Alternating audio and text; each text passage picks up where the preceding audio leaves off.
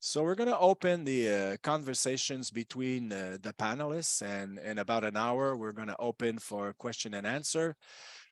So do we have someone that would like to talk, to react to the other panelists? Sorry. Do you want us to raise the hand? Or no, just go with the hand. Yeah, the finger or the hand. This is good. Well, many things that I heard, and I noticed that even after 40 years of the program of equality for hiring and equity on jobs at the federal side, there's still an incomprehension that perpetuated throughout these programs in time. Equality access in Quebec that talk about the public services, education, etc. Everything that talks about the provincial jurisdiction. This is in the Charter of Right. Equality access. This concept of access and equality that is revised from time to time. This is the instance that should update this. Is the principle of equal competencies. There's no quotas. They never had quotas to this program. We call them horizon to fill in some kind of representation, but there's no annual quota. But the underrepresentation is measured from the pool of hiring. So how many people have this profile, like in the Montreal pool that would be susceptible, who could have that job? And these measures are statistics for Statistics Canada. So these are Right Commission, Provincial Right Commission that needs to do this exercise to help institutions like the police and other institutions to say that, well, Black people in Montreal, we have 9% of Montreal population, or in Quebec, or it's 9%. So try to have 9% to have a just representation of the groups that is part of the population. But that's not in a year or 2 years. It could be 10 years. But like Luke was saying, like for women, there's an equality now. We're about equal on for women on the numbers, what people represent in the population. But these programs do not apply anymore. It stops applying because there is a equitable representation, or just, I could say. So equal competency, a person will see if there's an underrepresentation from their group or institutions. They need to give a point more to that person to say, okay, there's an over representations. We're going to make it more equal or just. But it was always to equal competency. What's new now is then when we have job offers that targets only groups, but we consider these groups in the equality access program. These groups were historically excluded. And if we wouldn't have forced institutions to do this, this group would never have integrated these jobs in different times, because women's were not on the workforce. So when we had a job with 15 years of experience, well, women, they were at home for 10 years to raise the kids. Well, they were penalized. So all these criteria that we would establish, that these criteria were there to make sure that we were excluding automatically certain groups, because these criteria weren't really necessary or useful or absolutely useful for the job that was posted. So there was a work that institution had to redo the ways to have their job offers, competencies, to make sure we don't penalize people that were historically excluded. It's not really well understood, because even in institutions, this is applied more or less. In the university, it's complicated because these job offer is offered internationally. So the pool is the planet. So it's not just Montreal, or it's not just, and this brings difficulties also to implement this program, because we can't say in the job pool, but we can say that, yes, we're able to calculate that women are less represented in a share than indigenous. They don't come in the universities then. And we have efforts that have been done not only to bring numbers. Quotas is not a concept that's applied in these type of programs, but to attract populations.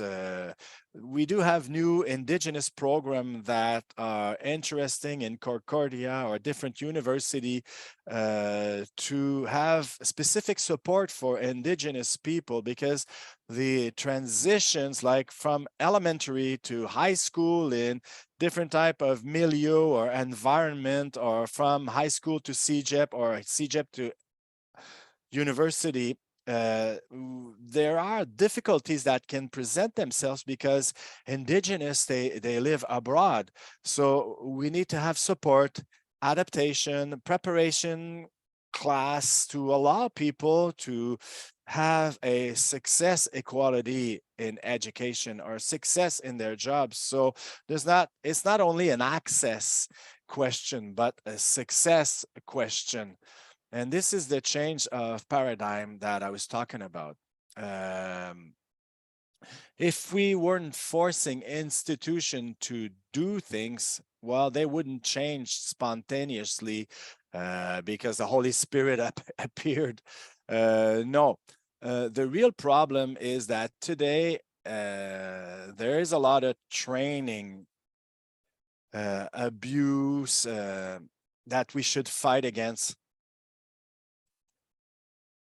These are online training. It's like at home. It's online. We're talking about cassettes. It shows my age, but it's in 20 minutes. You're not learning as much that if you're accompanied or you're supported. There's different types of more efficient than other to work on this. So we need to be accompanied in this environment. We need a strong leadership so that they may have time to work on that, because we can't do this like in 20 minutes just listening on a video at home. And this diversity concept, I have a critical look on this concept, because diversity is the norm. We're all different. So this is the norm. It doesn't mean much, but it's some kind of, like Monsieur Arnaud said, a tote bag concept, because there are groups that are more vulnerable. The violation of their rights, poverty. There are many, many programs that exist in the education to help people are less challenged. Montreal school, we have grants to go to the university. There are many things that exist, but to favorize people who have more needs, we should like spread our financial needs every time we apply on a job, to say that I don't have money and I need this job because I don't have money. So it's more complex criteria that are more complex to consider to apply on a job. To support people to less favorized at school, or lodging, or grants, and etc. I don't know. Could maybe have someone to react on your question? So I'm gonna try to keep 5 minutes your reactions, because we want to hear everybody. So let's go with Murielle. Oh, Bilkis maybe had her hand raised. Oh, no, it was me. It was me. I don't want to discriminate anybody today here. So go ahead, Murielle. It was Murielle, but Roxane, because I started to talk. So this is why. So are you at ease that we wait? Okay, perfect. That's okay. This is equity. We're applying equity. We do our best. We do our best. So let's go, Murielle. Well, I had question for Maryse, obviously, regarding her intervention.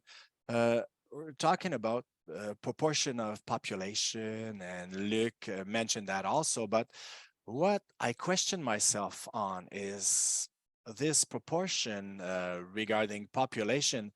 Does this correspond the proportion of people that are available for a certain job? And I'm giving example here.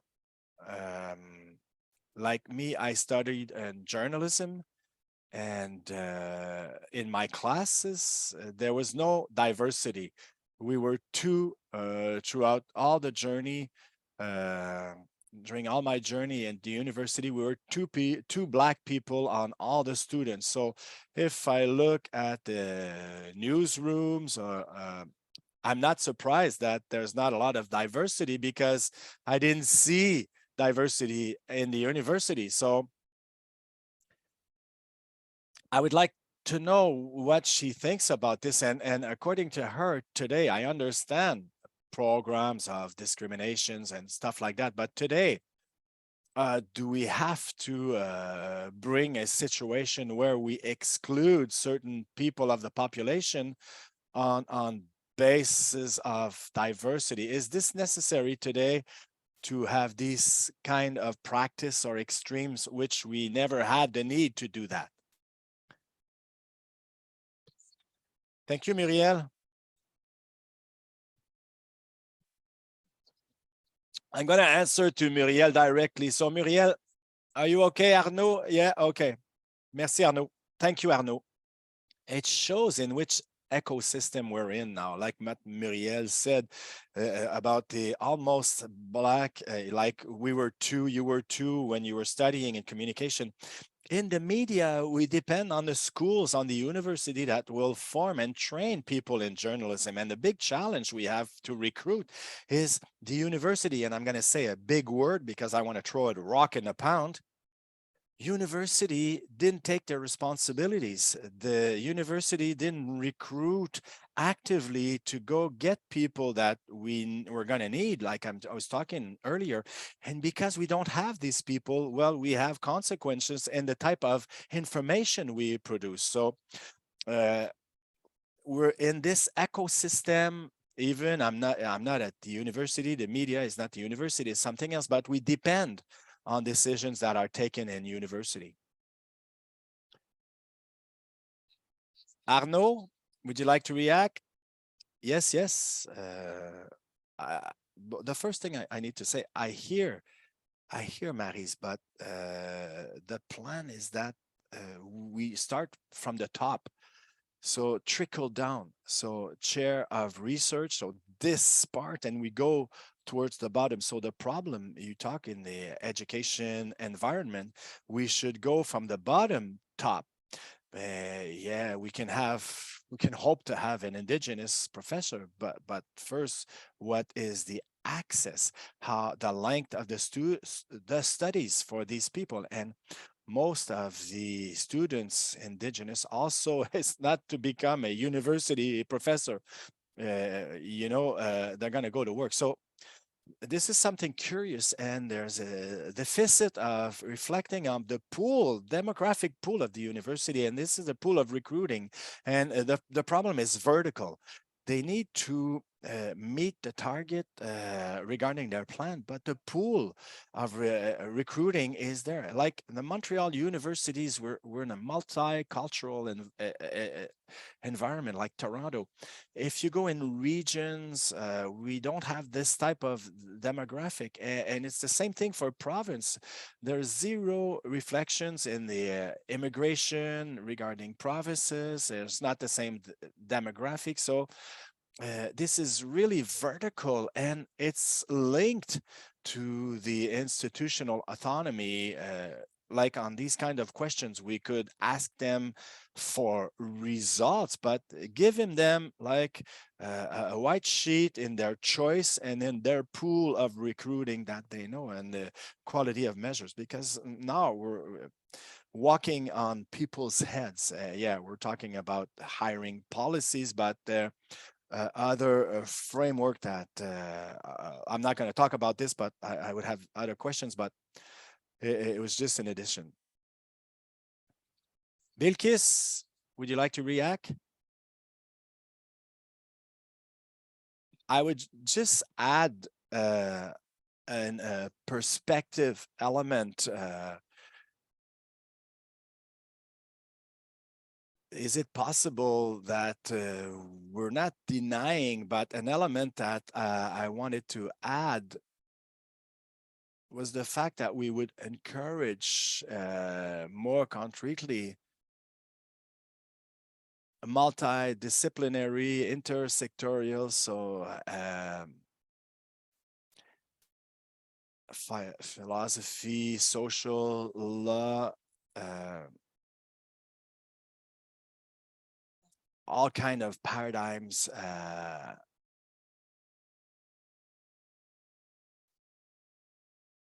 equality of chance.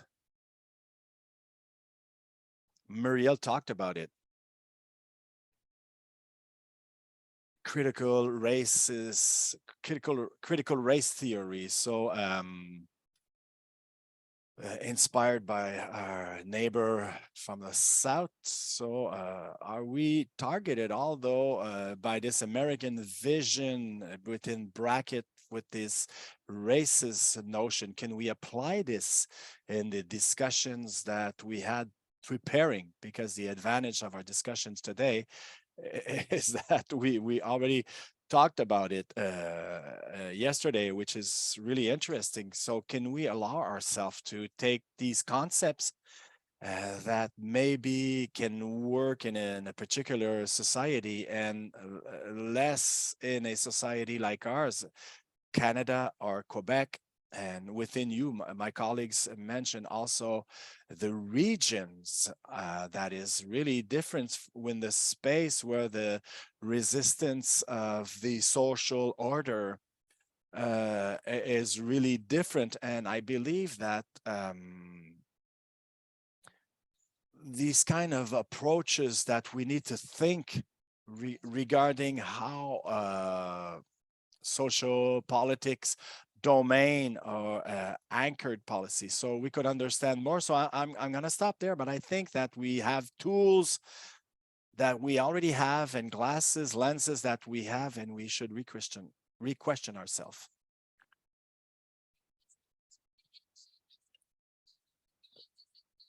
Maryse, would you like to react? Because it's from what you said.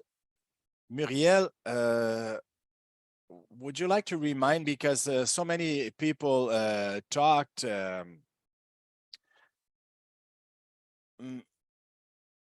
well, Luc answered because I talking about the proportion of population, because jobs that are available and should be in proportion of the population. And I was asking, is the proportion of people available for this kind of job correspond to the proportion of the population? And I was asking also,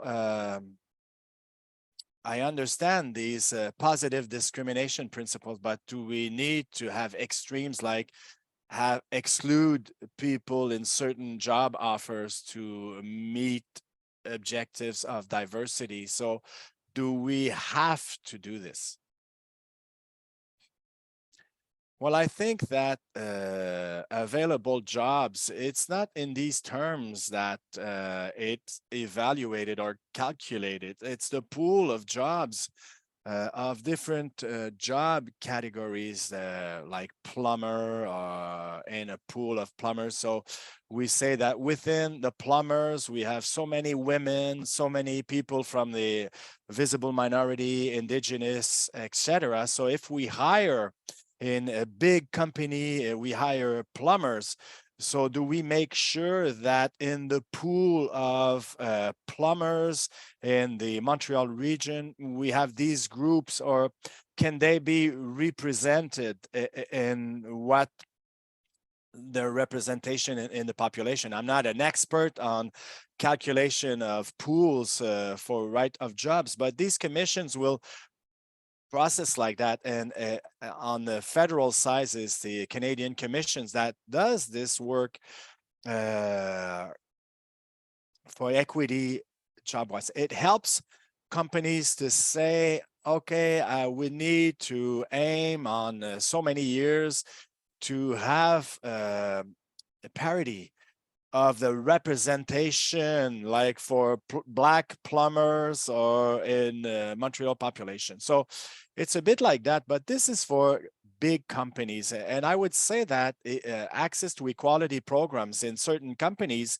that have contracts with the government, they have obligations on that, and we need to remind that it was mandatory for companies who have great contracts with the federal government, provincial government, to go in this this way. So, but we do have support that are offers to companies by the Right Commission to help them to work towards this, and companies will hire people access to equality specifically, like, but Luc is well placed to talk about it with Radio-Canada. That's what's happening, and it's not necessarily available, but in a virtue towards the program. Maybe Luc has something else to say on that, but talking about the other question, that I should have had a coffee this morning because I'm not following, but I'm gonna let Luc react. Maybe I think you wanted to react on that, Luc. Yes, I wanted to go a bit forward, but you're right on the availability of workforce in different jobs, but I was going elsewhere. So you can't, no, I'm done. I remember what I wanted to say because I had my coffee. Listen, I just want to say, and this is where I want to, I'm going to take a step backward. The media, we love what's happening in the university because there is a great conflict that exists right now that we talked about with militant, and it's like an instrument of these concepts that we're talking about. And it looks for people my age that were active in the communitary environment from extreme left didn't want to use these words like union, even university. We weren't that present in university back then, and we see this from outside. We write articles, we have we publish your open letters when you write on these subjects, and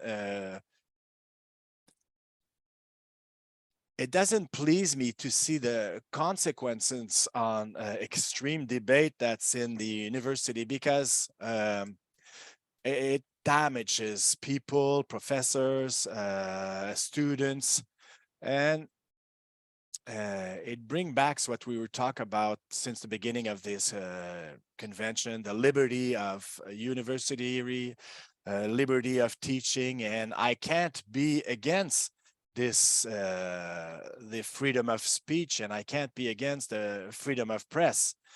This is a fundamental right, so I want to say this, but it's important to see that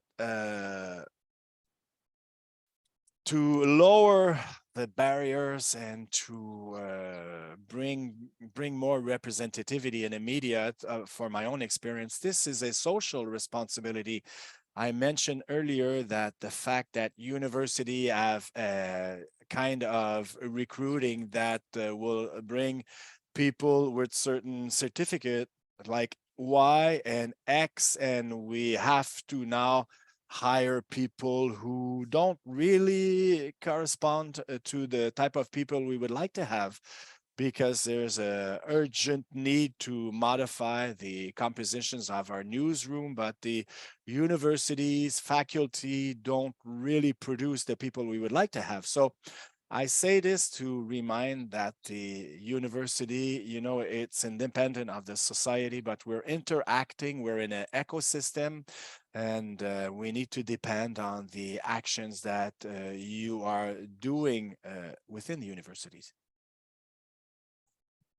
Thank you, Luc. Arnaud, do you have something to add?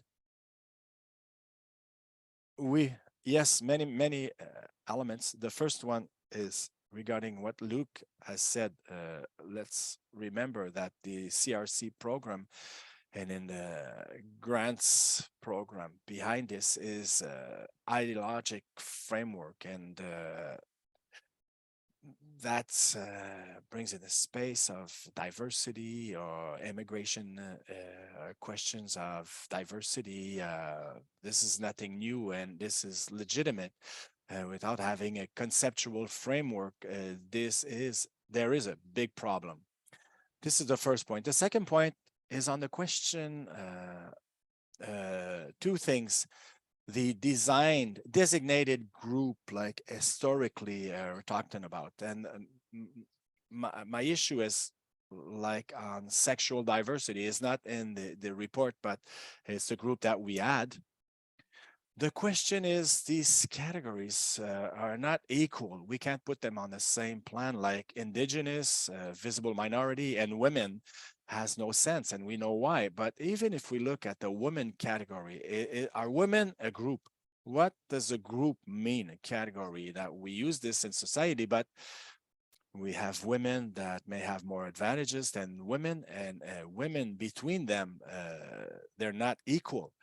They're, you know, the way they were brought up, their studies, their social assets. So this is another point. And when we look at visible minority, something touches me when we talk about that, because we talk about the underrepresentation. Yeah, we can have numbers on that. We talk about this in the medias.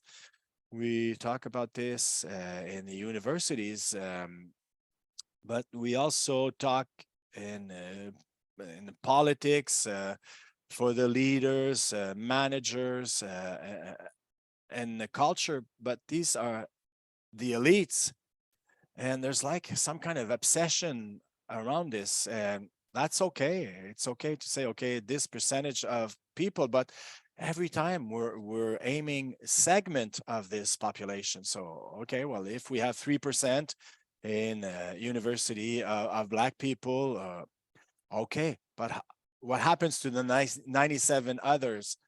This speech of representation in the visible minorities, who does this profit? So the group or the institutions that will promote diversity? Because the underrepresentation speech, we hide the over representation of the popular classes also. So, you know, I have the impression that behind these policies that want to be progressive, they are, but there's also a limit, and what is hidden is a global equality policies. There's this dimension also, and I have the impression that it's targeted and like medias and okay, but fundamentally we're on the dominant side, for, you know, to be brute, to be bold. Thank you, Arnaud. Maryse, I have many small things on the critical race theory. And I think that you all seen the word from Francis Dupuy-Derry on wokeism. Many things come out on neoconservator critics of the left university being all wokist, and there are ideological polarization in the United States and Canada. In Canada, we have conservators, people on the right, that denounce the presence of class and course on racism. It was true in the 80s, but it's coming back now. This criticism, right-wing, neoconservative, and Francis Dupuy-Derry, that caused panic in the university, showed that when you start to calculate the number of class concretely on feminism or racism, they're really minority, but people in management are the majority. So the big school that attracts the most students are the management schools, so schools that promote capitalism and etc. And it's not the left wing that monopolize universities. This is the first thing I need to say. And the second thing is that we talk about critical race theory, but in the French literature on racism, discrimination, in 1972, Colette Guillaumet in France wrote a book, The Racist Ideology. She had an approach that was constructing, and critical race theory is a constructive approach, and the race is a social construct regarding power. And when we build the elites or diversity markers in a society, we're going to build differences to talk about their power and to maintain a privilege, possession, status in a society. So racism is that building, and the critical race theory is the American current of construct. And in France, we already had authors of these kind of texts. So it's not because a theory trend that became a fad is totally new. And no, many authors in Quebec, Daniel Juteau in Sociology of the Ethnic Report, they had a constructive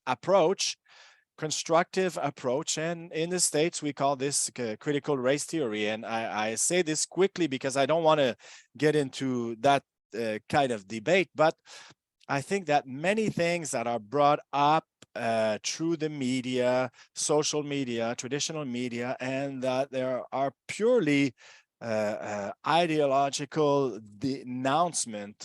We have social polarization right now. Many chronic writers that do their best to generalize on multi-culturalism and conspiracy approach on the and presence of the wokeism and the left wing. And we need to be really careful to have real data and facts that we try to define a phenomena, because that's what creates moral panic in the population. And we don't know really where the facts are, and it's just a subject of a speech, but we forget the reality of the facts and situation in university. So there, just to take one faculty in education, there are 2-3 courses on diversity. After that, there's nothing. And they're about the same class, because a common class on a 4-year back in education. We could take the same thing when we look at social, political science faculties. There's not many classes on that. There are much more class of international relation or political philosophy than classes on racism or sexism in general. So we need to bring back the measure to the reality of the facts. Thank you, Maurice. I don't know if I can, not a point of view, but maybe an addition, and maybe I'm out of my role, but I teach psychology intercultural school and they asked me to build because no, we never had. So we train psychology, people that will go on the field to help people in the graduate studies for psychological problems. And my class is not mandatory. So I had 18 students on a cohort of I don't know how many students. And There were questions and subjects totally new for the students also. This was surprising. And now it's part, and I'm happy to build that course. It's part of the program, but there's a lot of way to do with all the biases that appeared. And maybe I'm going to add something. We charted all the class on diversities on the Quebec University only in education faculties because we wanted to see if the professors were trained on these kind of questions. And this is many years ago, and we had university with zero course on that. Yeah, maybe outside in the region, some region are less diversified on the ethno-cultural plan, but some university had none, no course. And in certain programs, we have future teacher, maybe they're going to teach in the Montreal area, but they had no class. They weren't aware. They had no tools to take into account like refugees, people who don't speak the language, immigrant, people who are ostracized, who are going through racism. They weren't aware. There wasn't any awareness. And as a practitioner, you need to have tools regarding this, or at least a good 45-hour course, not 20 minutes. Throughout the year. And maybe just to add something regarding what Arnaud was saying earlier, talking about people that were less favorized. UQAM, the network in the 60s was built to reach the first generations of people that are from families that have less money. And UQAM still today, it's a university that will greet people from first generation. So the people who are the first to go to the university in their family. So this is important to remind us because from the French people compared to the English people in the 60s, a lot less French had scholarity, and financially also they had more poverty with the French people. The Arnaud Dunton Commission on bilingualism documented this with statistics. So we had variables between French and English, and it's the same today with visible minorities. We don't have indicators or variables like we have in France. It's really hard to see if we have inequalities in revenues or in studies, upbringing. At least these indicators are useful for something. And I just like to mention that we have many young people from the first generation. People are less fortunate that have access to university because of these networks. So it's still true. It's still true for UQAM.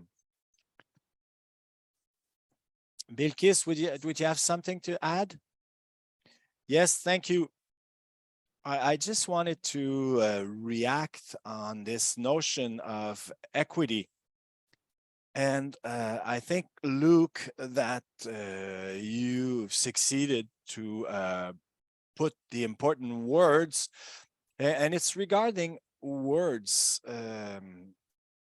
Many years ago now, I think I don't want to mention, but after the event took place on a football soccer field, and this was the Zinedine Zidane, who was verbally today, I would say, from one of the Italian player. And after that,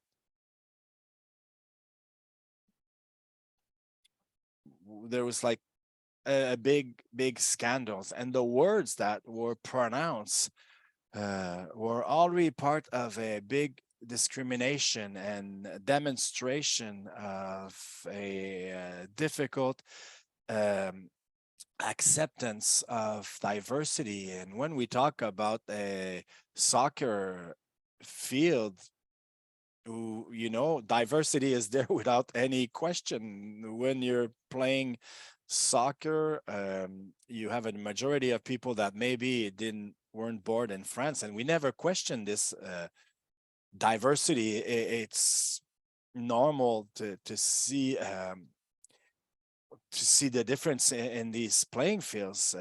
So there is certainly these questions we should ask regarding the capacity to produce social changes that are concrete when we don't exactly know how the social justice outside of a soccer field works. And notably, in our university, what do we mean by social justice? Signification, practice, is this a commitment? I was talking about a concrete commitment from the management sector, but it seems that we still have this sensation that, like I was saying earlier, when we count, we classify, and when we classify, then we separate. There, we may have discrimination also, positive discrimination. We heard that also, so we can work on that. And the fact we say that this an instance or someone that will decide, I will end by saying, what is the composition of the instances who decides?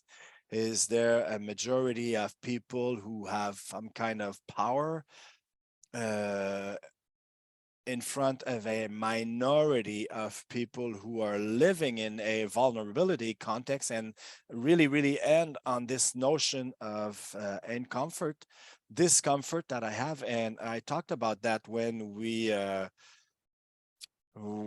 prepared for this conversation today, and the facility that we have sometimes to say these words. And we talked about visible minority earlier.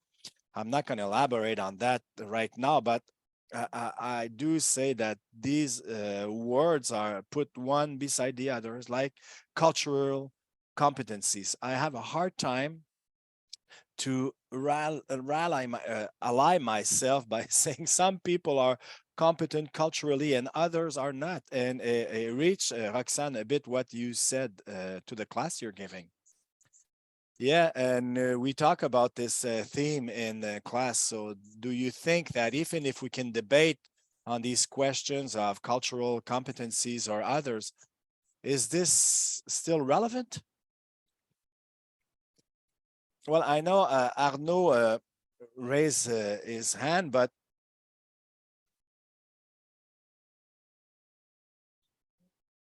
so what characterize comfort is to put the notion of competencies with cultural.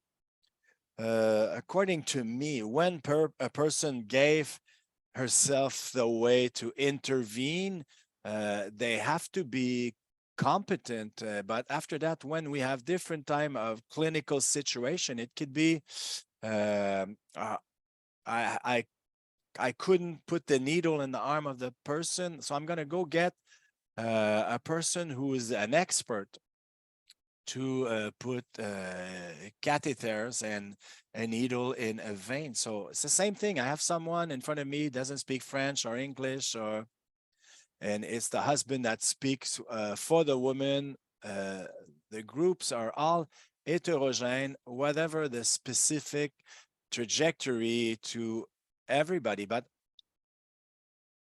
today, Eid, it's a holiday. I don't know what she's talking about, but if I don't understand the fact that the person doesn't understand the fact that to do Ramadan will have something to deal with diabetics, so I'm gonna go get someone to help me. So I don't need to be structurally competency and, oh yeah, she knows what to do with the others. So I think that all of us can have the capacity to become competent in different type of contexts and to have good resource. I'm going to ask Arnaud to react. Yeah, two things. Thank you very much. UQAM in the 60s and the 70s, yes, but the question stays there anyways, and the tool is not there to talk about the social treatment, but we do have a university tradition, so, but we could ask the questions to Université de Montréal. It's a question of entering. This is fundamental. There's no reason to support a university if we work on one unit and the other ones don't. So his sound is not that good. I have a hard time hearing the words he's saying, so I'm sorry.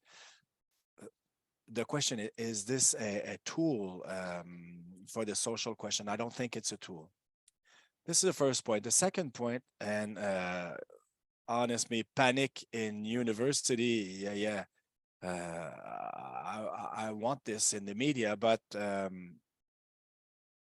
this book is not something we can refer. It's a polemic conception around what he's talking about, the polemis. Unfortunately, I have a hard time to hear Arnaud. Dupuy-Derry takes about all the reference that from the States, in France, critics of the woke currents that were made on the left. Catherine Liu in the States, Stéphanie Rosa against the lights in France, Alain Deneau. So these critics on liberal progressive left, so there are a lot of works that we never talked about, and what's happening in the American campus.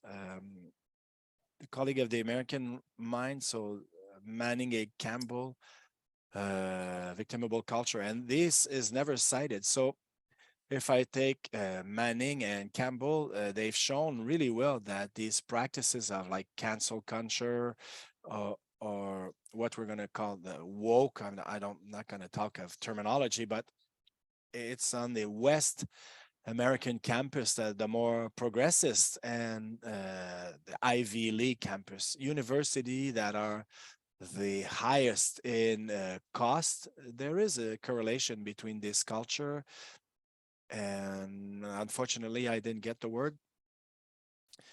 When we look at this work, oh, this is an invention of the right wokeist. No, it's a reality. It's a social construct, ideology that we could discuss about it, but it is there, and it constantly this kind of speech. But as far as I can remember, there is a story of a shortcut in the university, and in comparison, they say like in American department. So this is methodological and intellectually. What he says is right on the media construct of what's happening on the right, yes, but it's a current that is problematic and is worth to be analyzed, but it's not just the conservator polemist that, like he says, but there is something important in the Canadian aspect. So the tension between French and English, and we see in the ideological trend that are mandatory to all this discussion on the race, all the discourse on the gender, etc., and imposed vertically. So there is a discourse in Canada, that's English Canada, that's are really, really strong at the university aspect and social aspect. Also in Quebec is as like a resiliency that is really strong, and we've seen it in the case of unfortunately Unaudible, where we instrumentalize a minority indigenous against a francophone minority. So it's a complex phenomena, but I think that this will resist in all my analysts that Maryse maybe react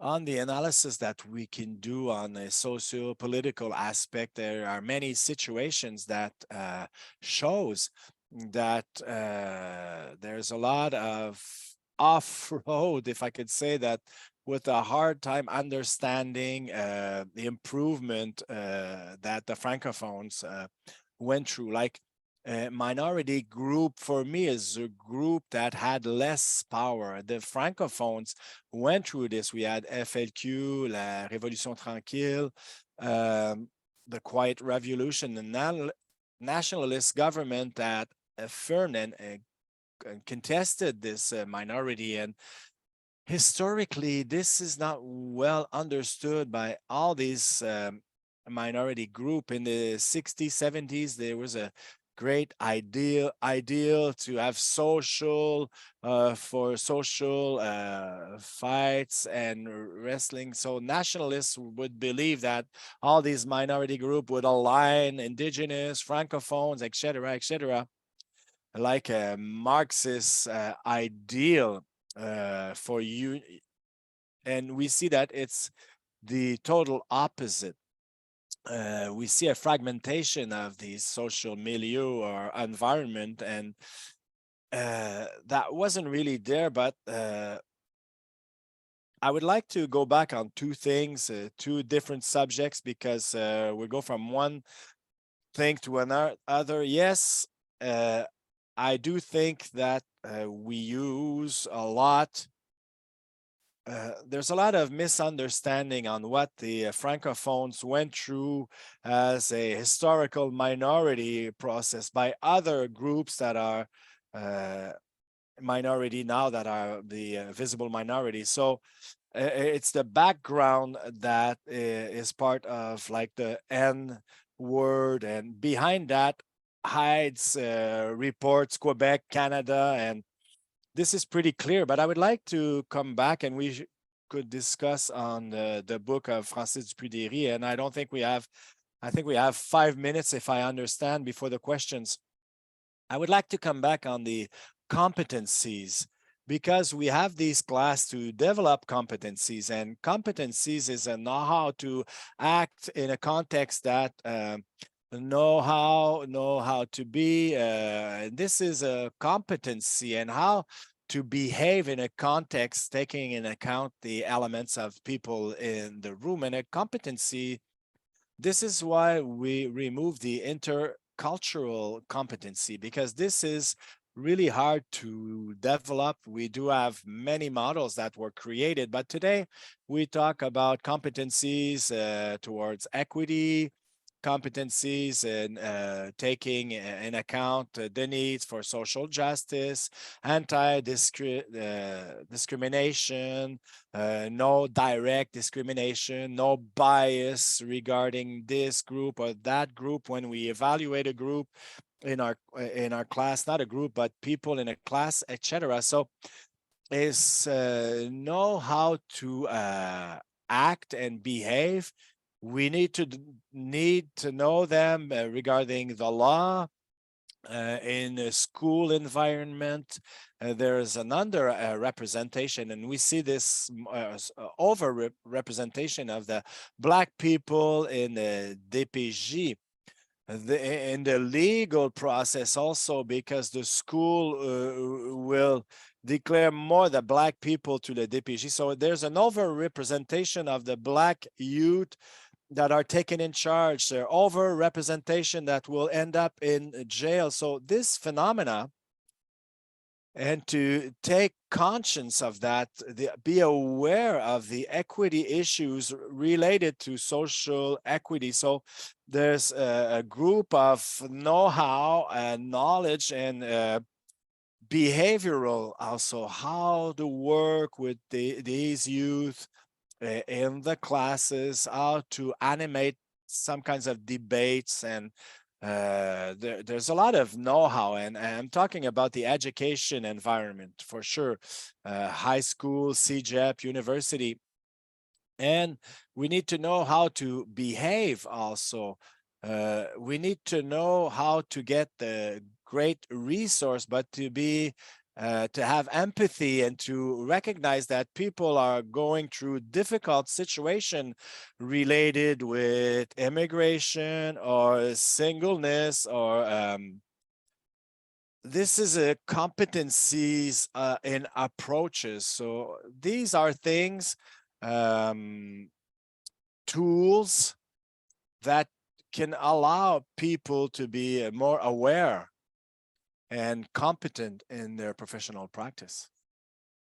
Thank you, Maryse. Luc, do you have something to add? And after that, we will open the question period. Well, it's an idea, but we're going in another direction than what Maryse just said. Just bring what we see in the debates you're having within the university. What we see is the power fights or wrestle with the three groups: professors, administration or management on the other side, and students on the other side. So these strength reports between these three groups, we feel them outside, but we don't live them because the students are not there. Where I am, we have workers, not students. We have management. I've been one, but we have no students. And these strength rapport will color a bit the way you see inside the universities, the questions we're talking about: equity, diversity, inclusion. I think that particularly it seems because I'm not there, but to have administrators that don't really know how to manage these questions and will limit the academic ability. Professor in classes, me, that's okay. I would like that the professors keep their authority in their class, and we don't want to reduce this autonomy and freedom of the professors, but the social role of these questions and the role that you can play as an institution to help businesses, they may be public or private. Thank you, Luc. Arnaud? Thank you.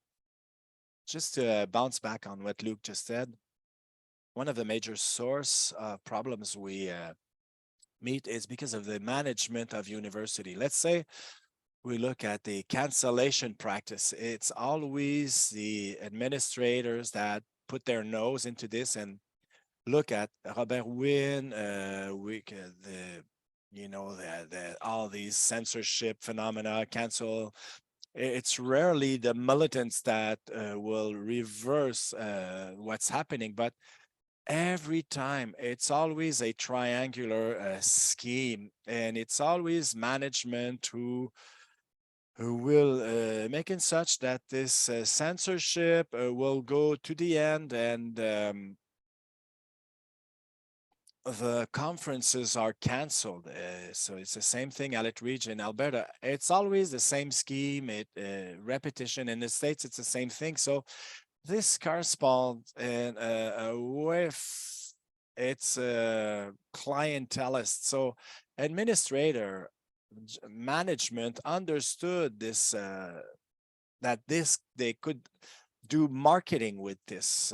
I could take my university that has really the top in McGill, but let's talk about Concordia. I see publicity for admission to the first cycle. So we see a young Black woman. So we see that that's the code, and it says, break your glass ceiling, and a lot of words, and the fight continues. So you see how this is taken as a marketing. It's a logic and knowledge, power, and it transformed this class in a battleground between sexes and gender. And I think this is dangerous, but it's the logic. At McGill, it's the same thing. Vice Rector use on the day of truth and reconciliation, in the sense that we need to have a call to action. But there's a lot of rhetoric. For me, I found that this was obscene when you talk about the tragedy behind, but he would attract young customer.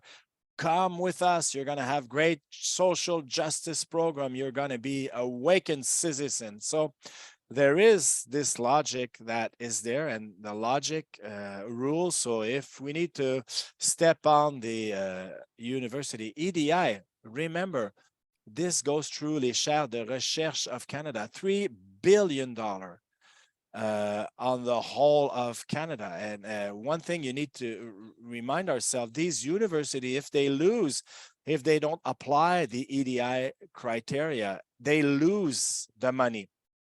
Justin Trudeau cabinets since 2015, they need to look on that. That's what it needs to look. So you apply the criteria or you won't get the money.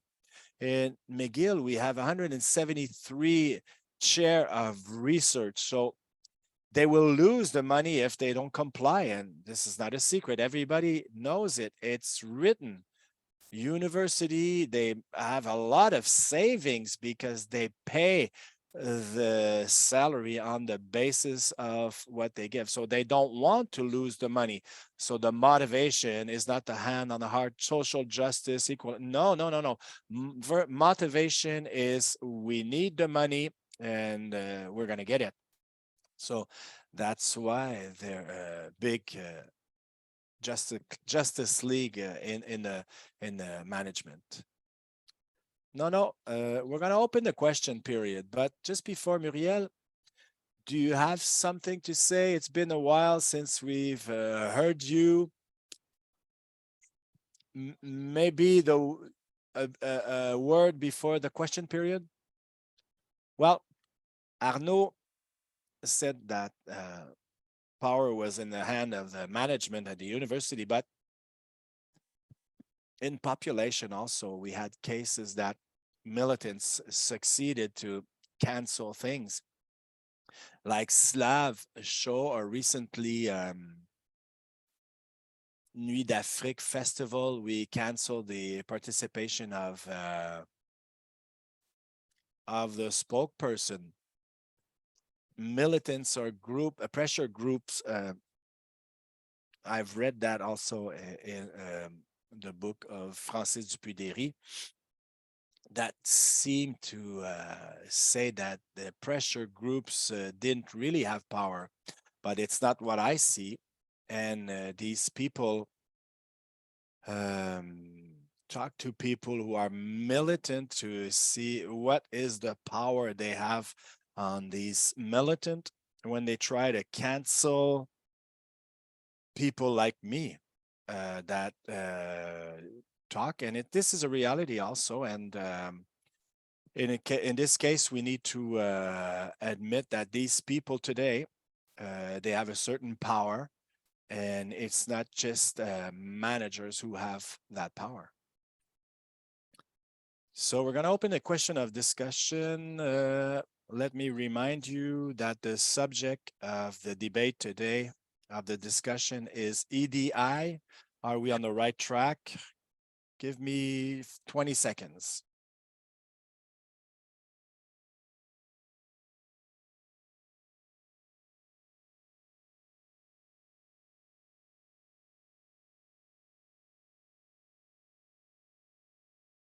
So at the end, I'm going to ask the panelists to have one line answer to the question. So prepare yourself. There are many questions that are asked already.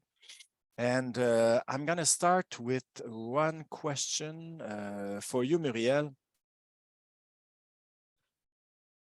I need to scroll. So Madame Chatelier says that she was one of the only Black person in the class, but she's critical of EDI. Doesn't EDI targets this to correct this so that she will not be the only Black person in a class? Isn't there a value there?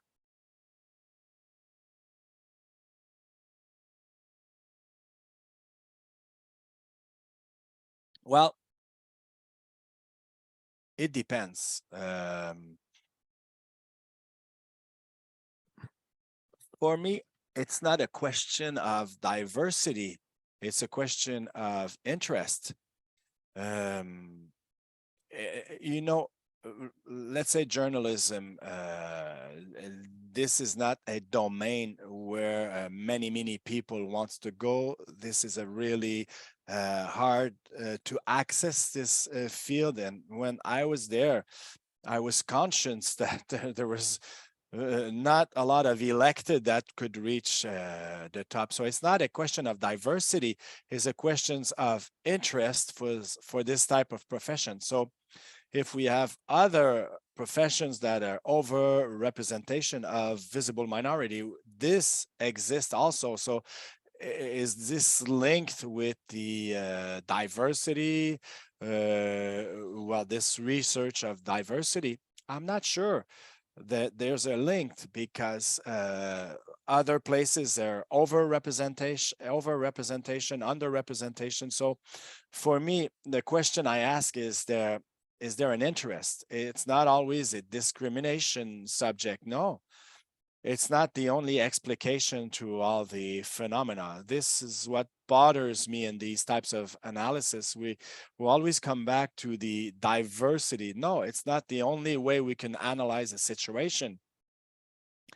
I'm not against this principle of diversity, obviously, but I don't think that this is a tool to analyze our problems. Thank you.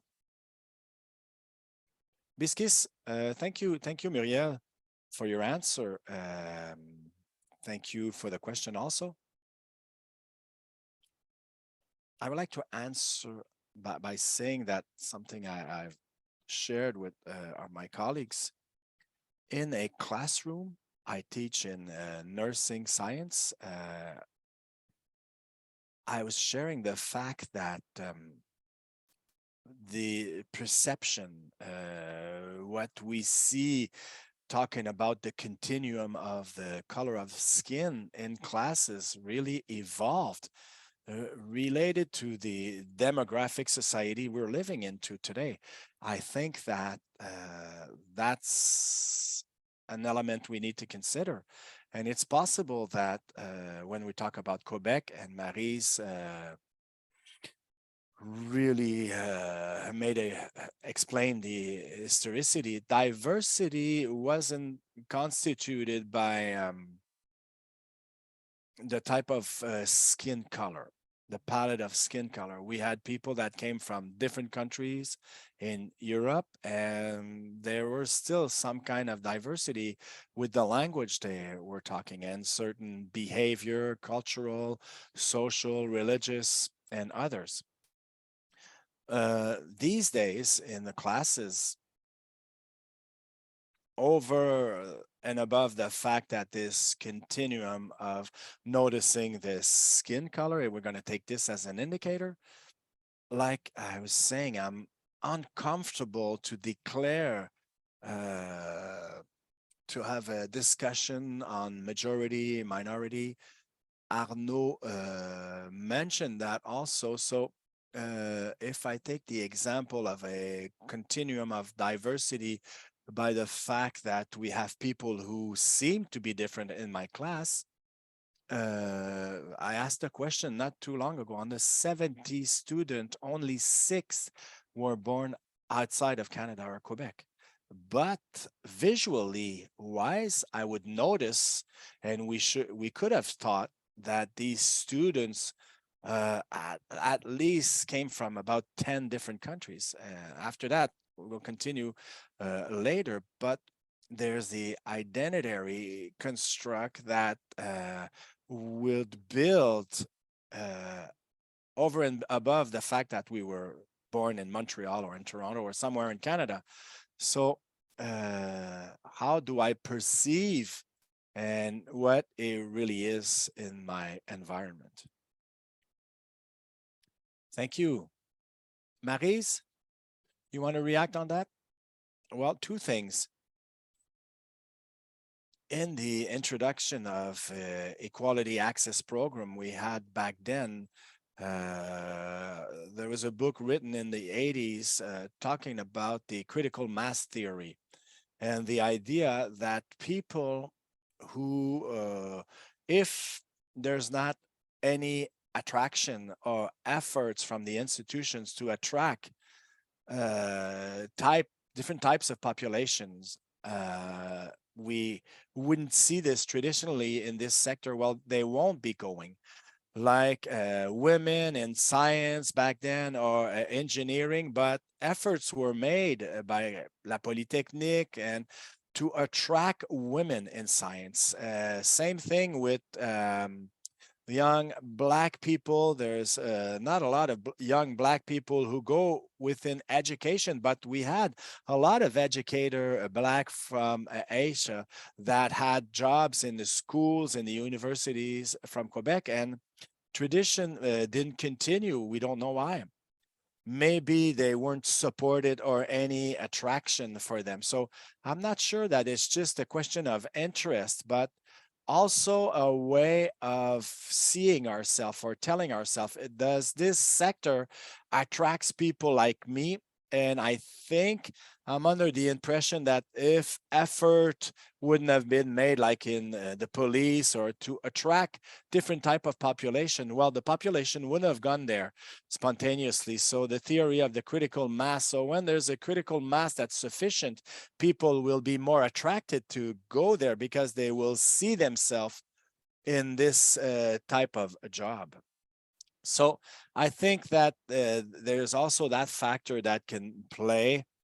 But also I would come back on the question of Bilkis on the second and third generations, the children of immigrants that are Quebec people, just like everybody who were born in Quebec. And when we are in a society that looks more there's a better awareness on discrimination, and how can I say this? We see them mobilizing because they have the sentiments of acquired rights to ask for more social justice. Well, this is part of, how can I say this, is a normal process for second and third generation. So I am allowed to, I'm not a second grade because I'm Black or I'm a Quebecer like everybody.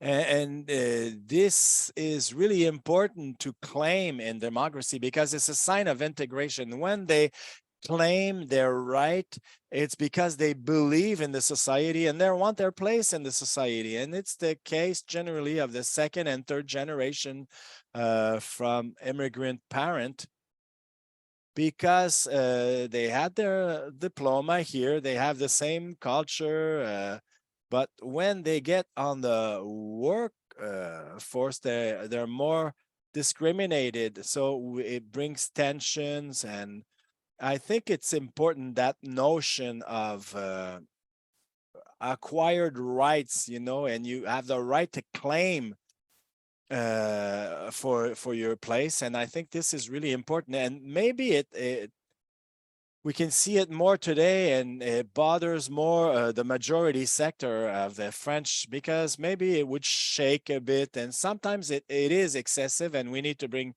back order when it's over excessive. But I think it's legitimate that people would claim their place in a democracy in their own country, society.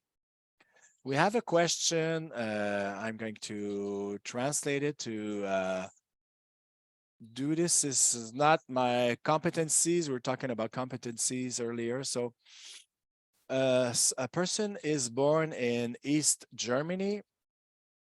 She says that it had never accomplished 50-50 representation in men and women in the universities, whichever ways they tried to, in domains like engineering. Sorry. We were less motivated to find careers that where we could make a lot of money for many reasons. So My question left.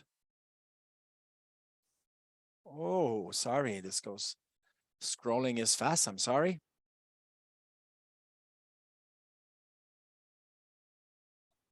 Yeah, we hear you. No, it's just that the question disappeared. When someone else writes a question, the scroll on the chat moves. So that's probably what happened to Roxane.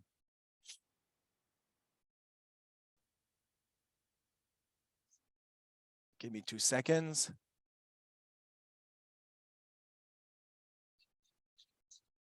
So I'm going to invent a question so related to this on the representativity. So even if we have great intentions of doing this, we sometimes don't succeed and it's harder to get there.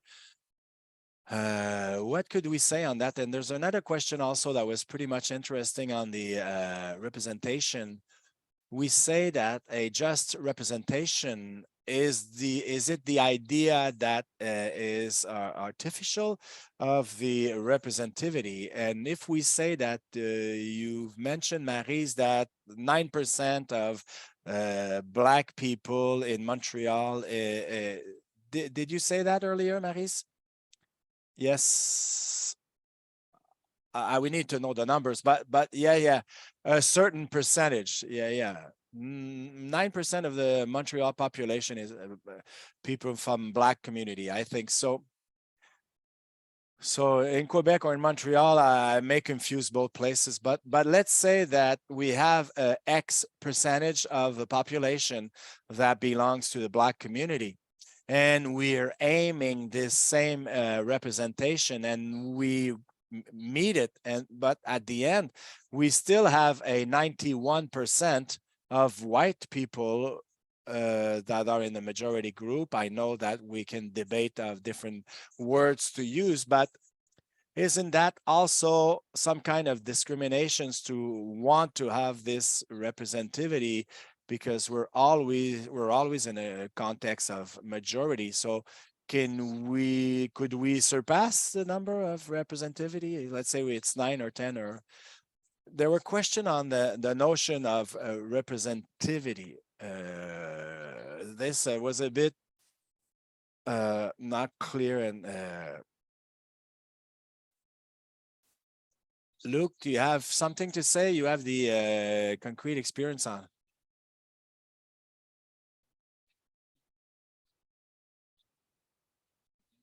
You mentioned that it's true. These are temporarily measured to have just representation, temporary. And when we reach it, in theory, we maintain it. And when you maintain it, you don't need these measures like you did before. So the 9 or 10 or 12%, whatever the number, when you reach it and we're able to keep it, because there's a retention objectives also. We could talk a lot about retention of people.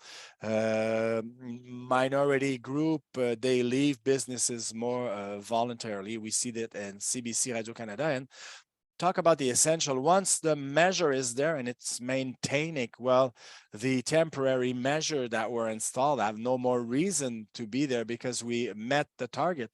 And we should be careful when we calculate census and everything. It's important because with no numbers, no data, we won't be able to do much. So, but be aware on the objectives of perfection. This is a human business. It'll never be perfect. So we should aim on a target, on an objective.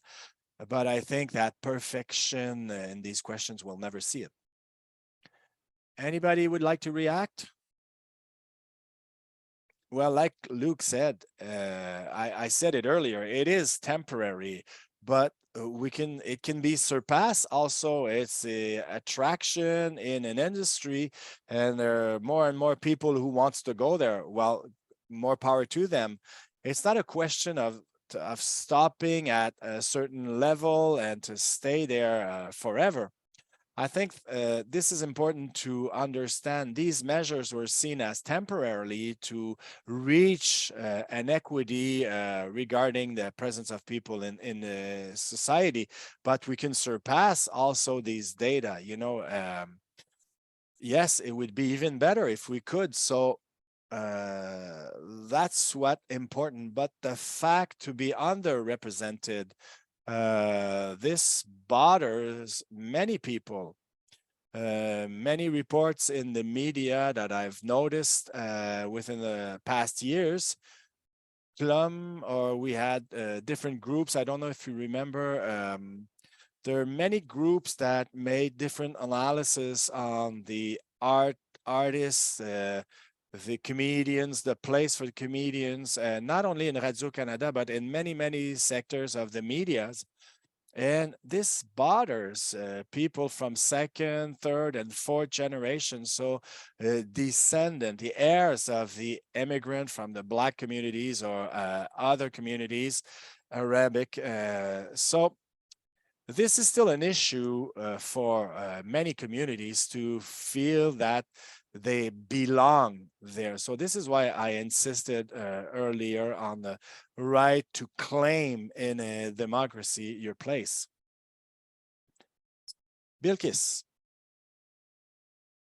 Yes, thank you. Thank you for the questions and these exchanges. I would just like to invite our colleagues and the audience to think on when we talk about minorities, majorities, these types of questions were and not in a negative aspect. I know we're talking about inclusivity, but I'm still and this kind of discomfort of creating this dichotomy of Murielle, you may talk about your own talk and the articles that I read attentively on the fact that I am Black and I'm not racialized. This is the same perspective that I'm Black and I'm not a minority. It's true that when I talk about my argument that yes, we count, we look, but I think we should go further. I think we're at a place now, and Arnaud, thank you for pleading on, and I am so, I agree on like the question of chairs and why they exist and why they are there, but then we need to give the benefit of the doubt because these chairs allow us to think and to go ahead. But where are we today? We're really more advanced in the capacity to exchange and to talk, even if we're stuck into acronyms. But in another conversations we had, you mentioned the fact that many of the colleagues talk about feminine representativity for people who consider themselves women versus the masculine mass. And this was a reflection that was like a dichotomy that would exclude the other. But we opened the door to think on different type of people, if I don't want to use the word category or group. So what I wish for is that we could go beyond.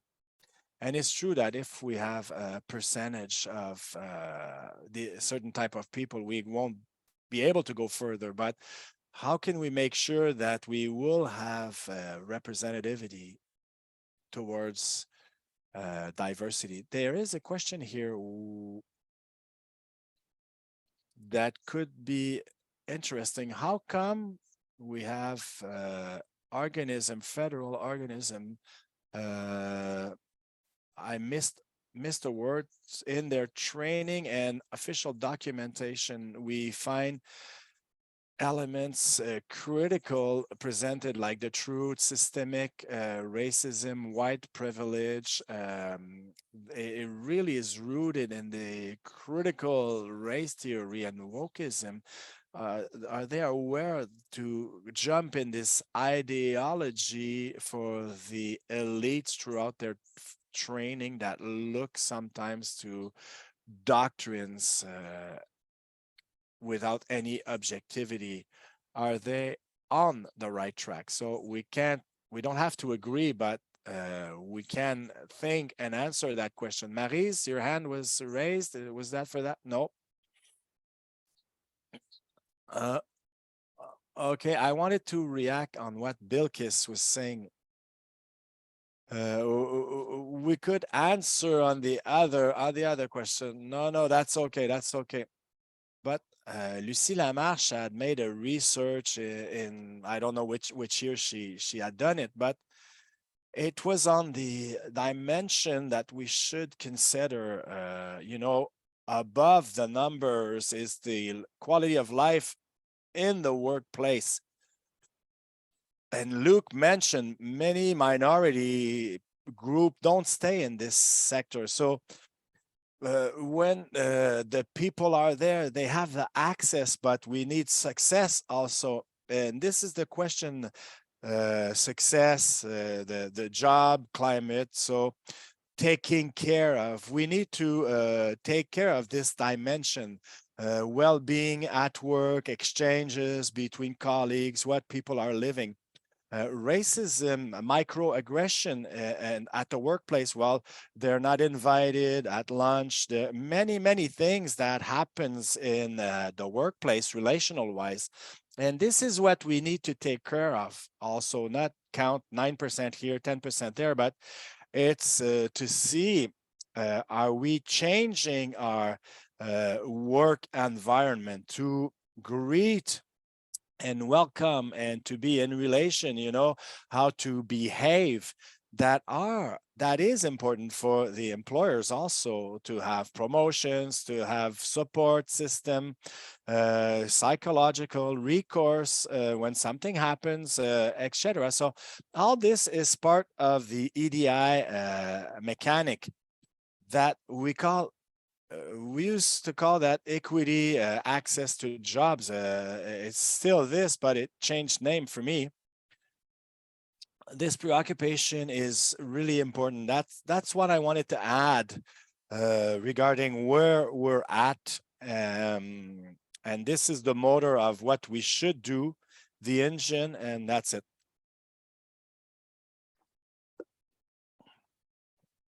Maybe someone else can answer the $1 million question. Murielle? Well, I don't know. I'm not going to answer this great question either. Our people who listen are too intelligent for us. So I want to come back to the question of, sorry, of the jobs, different domain studies. What I want to say is that I was talking earlier about different types of programs in the university, but could we ask ourselves also, there's a lot of cultural communities that are different in Quebec. These interests could be for a different profession. Could it be related to the fact that of the culture? And does this culture would have any link on the choice we make? So this is a question I'm asking myself, because we're talking about absolute numbers, but we still have a cultural aspect. And I'm asking myself this aspect, how do we use it? If it's not the majority of the population who is interested by this type of profession, that's okay. But if someone who comes from one cultural community, and this community, there's not a lot of interest for that profession, so isn't this some things we should talk about and analyze? Something, it could be complicated, but I'm asking if this doesn't play, I don't know, let's say my experience in around me, we didn't have a lot of people who was interested in the communication environment. So this is why I had a hard time to find my place, because my passion was writing, and around me, I had no one that was interested on that. So this is a question that I am asking myself, and open for reflection. I don't have any answers, but it's a question I'm asking myself. Arnaud? Yes, I'm going to try to answer the $1 million question. I knew that you were going to answer that question. Yeah, obviously. And I think that the debate is around questions of equality, discriminated group, but fundamentally EDI are the way it resounds in the university environment. It's not that. The way we see it, it's the research policies, a new policy research, and the plan comes with all this ideological apparels, and it's a framework, and it orients in advance the research. So targeted grant on diversity, on race, on indigenous research. Okay, no problem with that. But the question, and it's normal that the policy of research could set the focus on this or that aspect. But what's happening now is something different. We need to integrate these EDI integration as a question to any kind of research. So there's a problem then.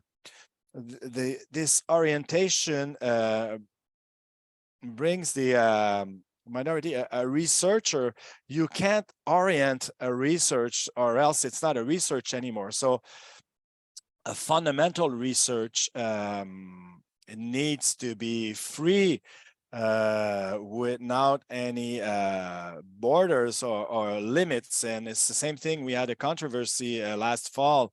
What was imposed to the master's and doctorate, postdoctorate students, not only EDI, but in object of sustainable development, which are the criteria of the ONU scientific organization. So they needed to, say, does this fits in this case, this square, this square, this square? And it's a problem because if the candidate wasn't answering, he needed to justify. So why should I justify myself?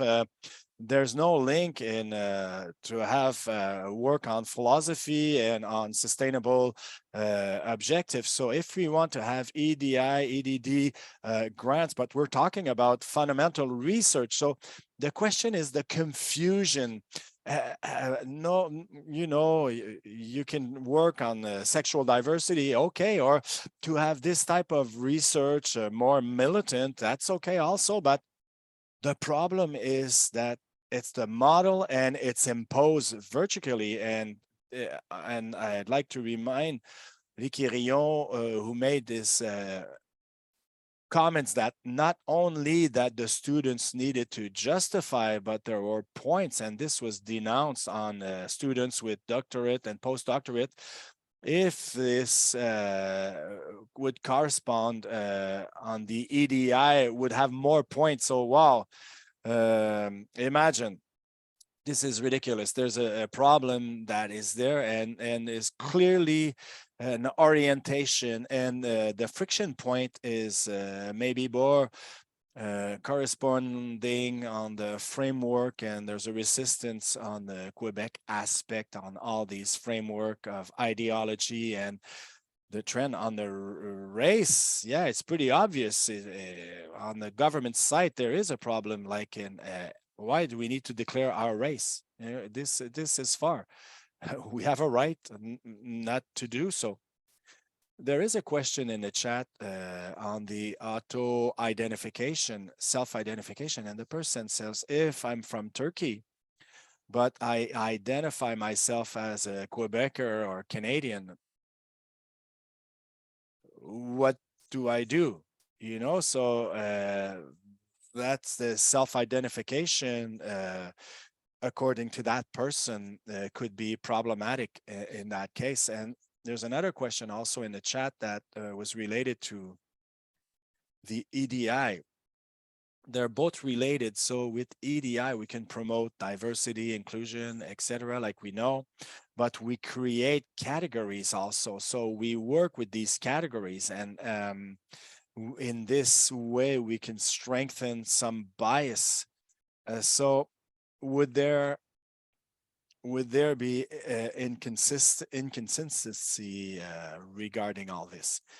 I don't know. I don't know what you think, Maryse, Luc, both of you. Well, first of all, on the questions on controversy, self-identification, I'll come back after, but controversies, I remember that the answer was to say, well, if you work in molecular biology, you just say not apply. It doesn't apply to you, and you can put an X on the square you want, and it's not going to apply because in molecular biology, you won't need to work on these questions. So we had programs, and I agree with Arnaud saying that if we have thematics programs that would be specific on different toxicomania, sexual diversity, and sorry, this would apply in these cases, but I think that where the questions of the answer where it doesn't apply, they just need to say that it doesn't apply. Yes, it can be seen as an additional task to have to justify, but at the same time, for me, there's equity, but if it doesn't apply, it doesn't apply. But the question of auto identification, no one makes it mandatory to identify themselves like a woman, a Black person, or no, it's just that equity. So if we think that for equity, it's important for us, for the group that is the most less favorized, we think, well, we answer that we're part of that group, and for equity, maybe at equal competency, there's going to have 1 point more for a job. But this is subjective individually, and each person is free to answer or not answer. It can change the stats for Stats Canada, but nobody is obliged to answer to whatever. So I don't think we need to see this as something that is imposed in a way that there's like an attitude on this certain openness that I think it's important. I don't see it as no, Murielle wants to I'm gonna stop here because Luc and Murielle, well, I would like to react what Marie said regarding the self-identification, that we don't have to. Well, we talk about this often on that question, because let's say that the person who was born in Quebec, they went on the same system than everybody else, and they have the same cultural markers than everybody else, and now you have a job, and then we ask you, are you Black, are you and you know pretty much to have been born in Quebec and to consider ourselves Quebecers. So for us, there's many people that when we see that question and we get on the workforce, we ask a question: do I answer this question? Will this favorize the job or not? This is a question that why do I need to answer that type of questions while I'm at home? You know, I don't, from another tribe than anybody else. And this is a question is like a moral. So for us, we say racialized people. This is a question, the questions we have regarding this. And this is something we should think about, because let's say if I don't identify myself as for a certain job, like a Black person, let's say I don't identify myself like as a Black person, will it reduce my chance for a job? Because I'm not gonna identify and answer this type of question. I know I'm not the only one who thinks like that, but what's happening in these cases? If you're part in the minority group, but you refuse to identify yourself that way because you feel at home, we're Quebecers and this is how we identify myself. So no, for me, that point is super important. And honestly, this is becoming more question. Thank you, Luke. Well, Murielle really expressed this with a lot of eloquence. This is a personal question. One thing I would like to add on the experience we have at CBC Radio-Canada, first of all, these informations are communicated in confidentiality. So there's only 1 or 2 people in the 8,000 or 9,000 employees that have access to these data. So that's important. When you ask someone to auto-identify, but I found that funny because she was Black and she says, look, I never say I'm Black because if I don't say I'm Black, it gives a chance to someone else who is Black. So that's the way she's seen it. That was okay. This is personal. The identity is personal. And it's not just on a communitary. The extreme confidentiality of these data, and something else that would make a difference on the answer rate on the cultural census at CBC Radio-Canada.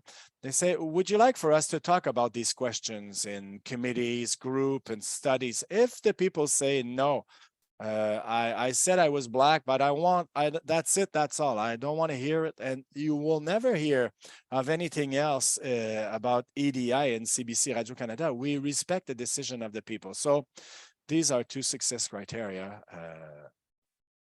Monsieur Simard, I have a question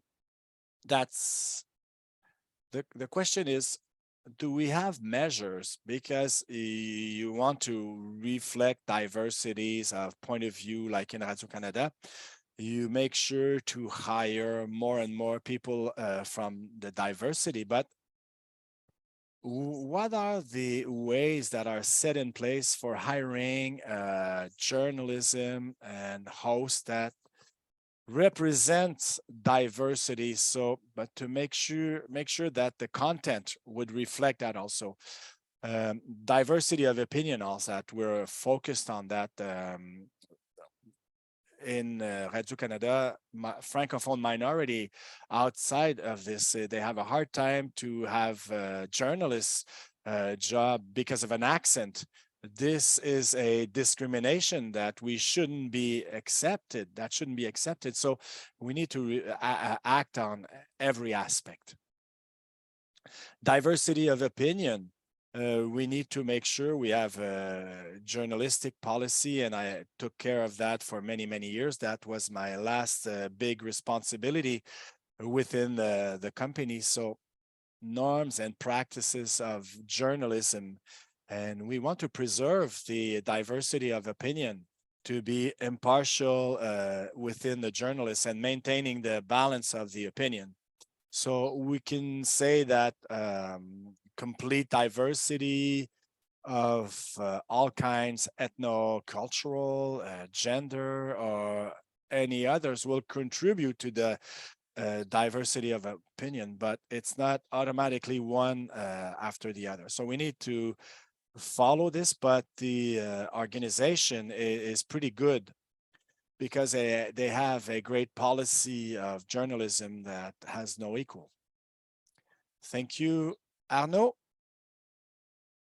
Yes, thank you. I just wanted to bounce back on what was said before. The first thing is on the identification. Like I mentioned, in engineering, you have to. It's mandatory. It's not a choice.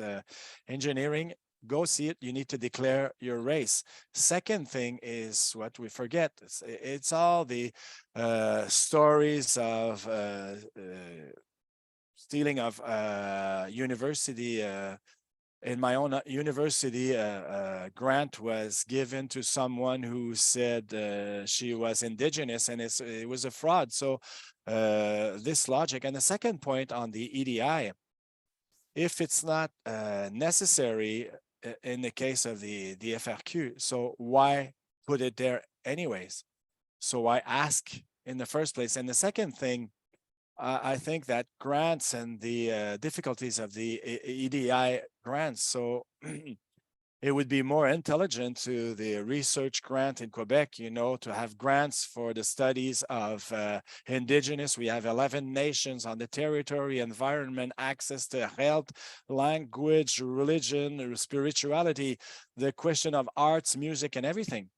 I think there's a lack of imagination that's really, really apparent for the recent grant. And the third thing, regarding what Luke just said, what hits me is the way you're talking about cultural diversity, and there's always the term of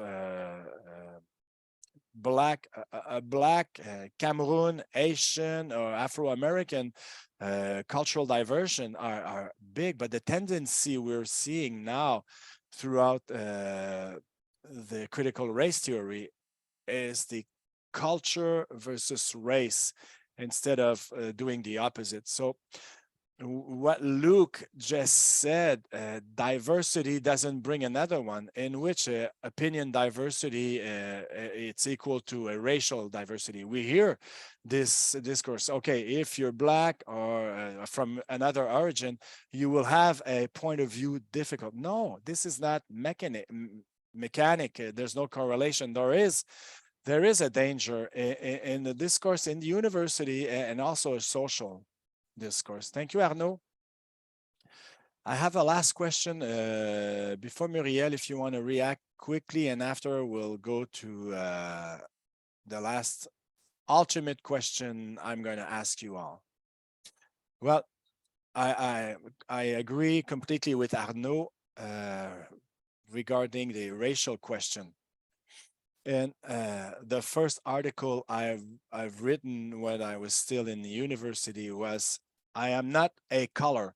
So the color is cannot define your culture. I'm from Haiti.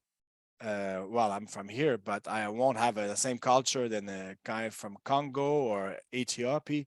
So this is true what Arnaud says. And I would like to come back on a point that Luke said. He said that Radio-Canada, we would ask the people on the forum if we can board you on the EDI question, but this is something that should be done in a general way, because I never seen this in forum since we don't have these things asked. So we come when you're working, and because you look like a minority, and I have someone who was with me at school who contacted me for that, and she said, Murielle, I was asked to talk about racism because I come from Guatemala, and they just asked me to talk about racism, but I'm not interested. I never talk about racism at work, but because she had a darker skin, she was coming from another country, but she talked to her and to talk and say, well, that's for sure. She's going to be interested because she's racialized. So this is something that I find that should be set in place, really, because if we come and ask me where I'm working when I'm paid to accomplish task, if you come and talk to me about my race, I'm gonna won't be happy. So this is something that should be considered. Thank you. Bilkis, do you have Bilkis a quick commentary? Okay, what Arnaud and Murielle says, this is a preoccupation, but I'm going to let you ask the last questions on being on the right track or not. You don't want me to ask you that question. You just want to continue to talk. We have so many questions in the chat. I just wanted to say that we won't be able to answer all the questions, and we're really sad about that. So sorry. Okay, Bilkis.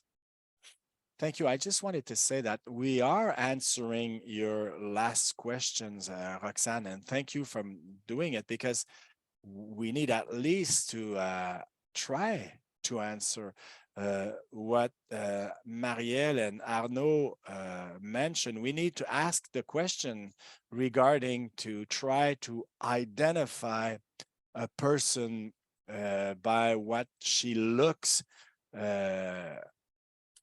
to presume that that person would love to talk to a subject that we're still answering your question. I think it's not Bilkis who is the person who will talk about or take care of the foreigner student, or something that is linked on a question, potential question of discrimination in the class.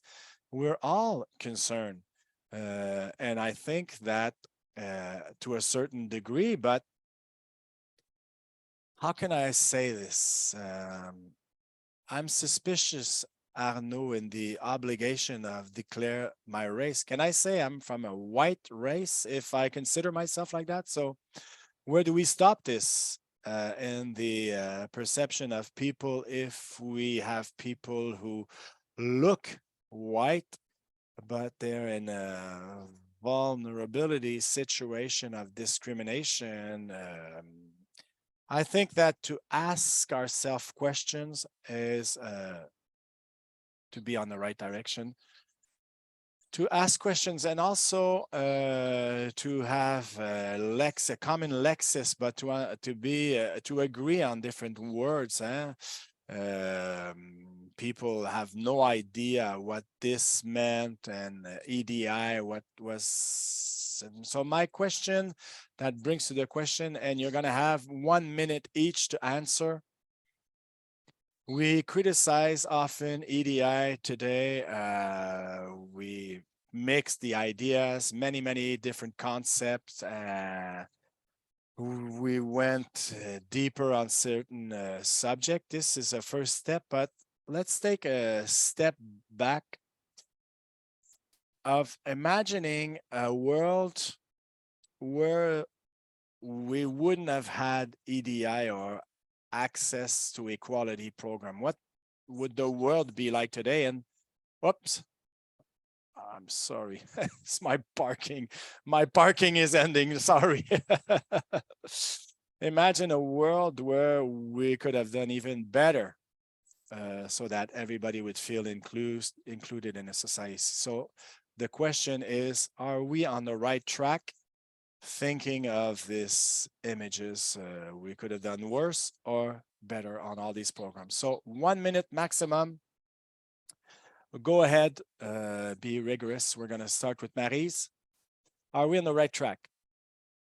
Well, this is a big question. I think that there's a lot of work when we look at what was done in 40, 50 past years, that shows that to be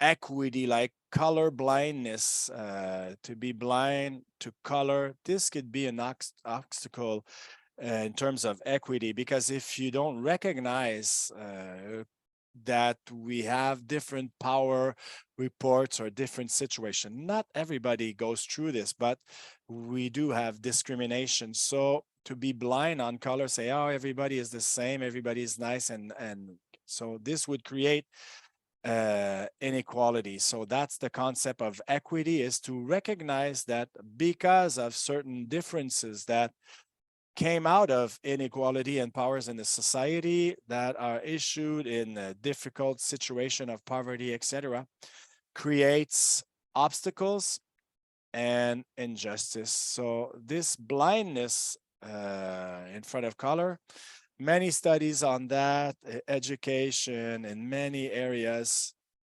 I think that we need to continue to think better and on the way where this is implemented, because when it's just a policy, and no, Maryse, I'm gonna have to stop you because we have 3 minutes left. So we have 4 answers. So Arnaud, can you take up the challenge? I don't know. You can say just one word. Well, I think that no, we're not on the right track. Honestly, we can see in the historicity continuity, but it's depend on the way we read the phenomena and how do we think on that. And what I see is that 4 or 5 years since the EDI plan, there's a lot of disruption, a lot of conflict, people who leave the boat. And because we put them in a corner and we accuse them of racism and etc. And these plans serve to that, and it's an instrument for that. So no, yeah, okay, thanks. We need to continue. We need to continue. Murielle. Murielle. Well, no, we're not on the right track. And one of the reasons is because we brought back the concept of the race at the middle of the discussions.